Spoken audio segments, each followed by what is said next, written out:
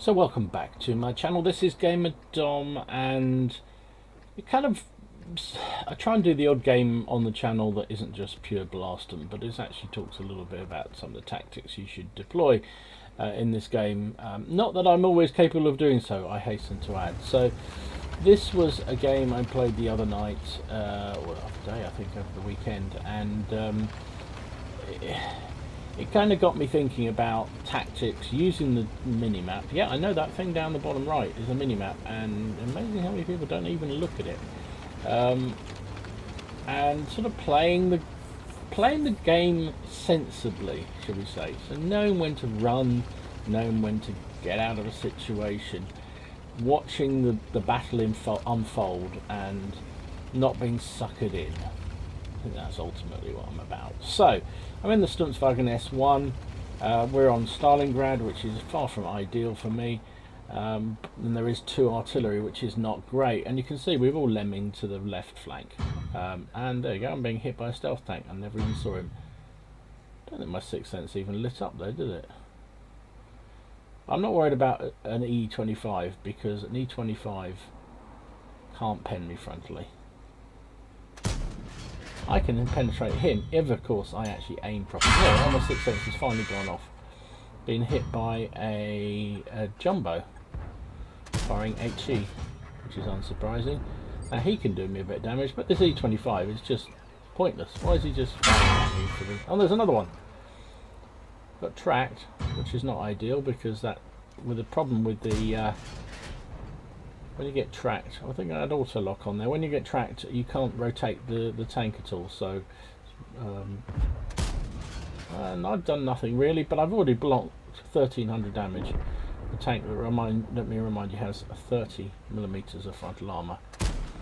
So I actually was aiming for the jumbo, jumbo there, and because he's given me a nice side, and managed to hit the E25 as he pulled back. But we'll put one into the jumbo as well. Finally, I've done a little bit of damage. 1300 damage, 1100 damage. Sorry, still blocked 1300 in a 13mm gun. And they've decided this is a pointless exercise, which is kind of, they should have decided a long time ago. I love the fact you've got a scout behind me. If you see the other flank, it's gone completely tees up. There's a whole load of light tanks incoming. Oh, T-37 doesn't seem particularly bothered about doing anything about it. It's just going to hide in the back.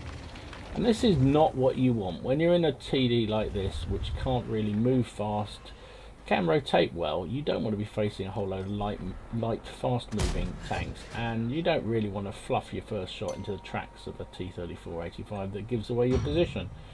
Now again, in a similar situation as before, they have a hell of a job actually penning me from the front. 85mm won't cook it. That's the T-34-85 obviously has an 85mm gun, and he can't pen me frontally. So VK is going after our cowardly T-37 with 3-6 down.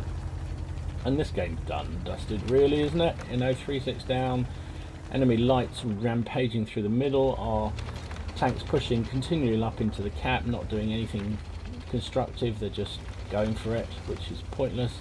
So I decided, sod it, I might as well try and get in here and do some damage. There's the VK. Of course I have to go into siege mode to be effective, but by me coming around here he runs, and T-37, I'm in siege mode, so it's incredibly slow. Maximum of 10 kph. But that VK's got himself into a right old pickle, because he's run away from me.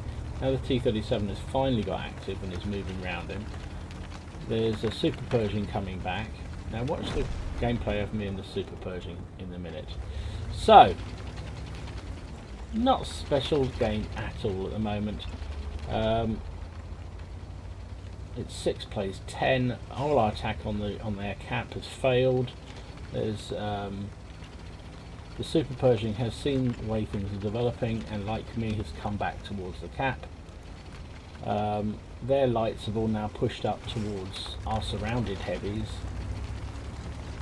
and I've just come back here to provide some cover for that Super Pershing, because any minute now he's going to be rushed. I'm getting pinged by T-29 because he wants me to rush up and then die on my own. But it was pointless, absolutely pointless for me to move up there. I would just get killed.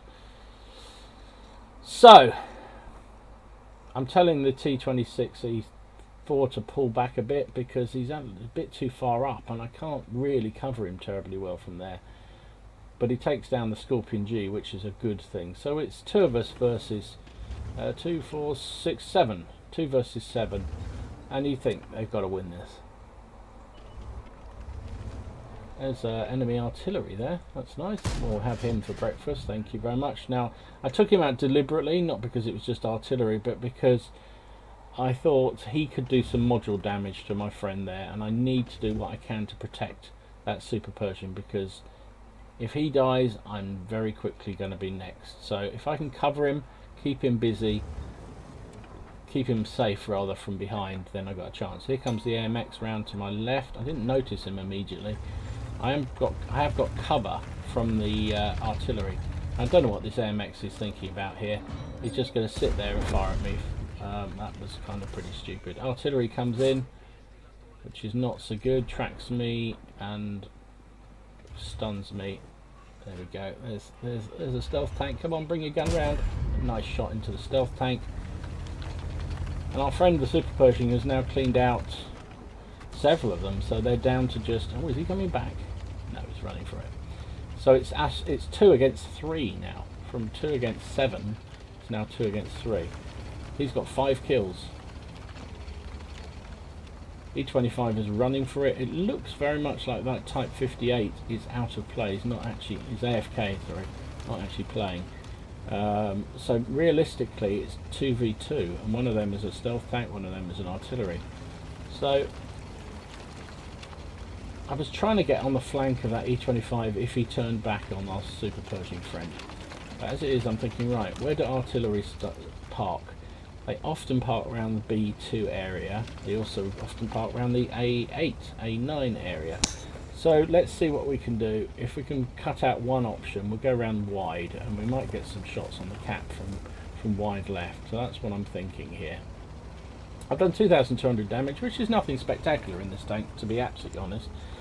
But I've supported the Super Pershing, who seemed to be the only one in our team that had a brain and actually looked at the minimap and the situation and decided to react to it.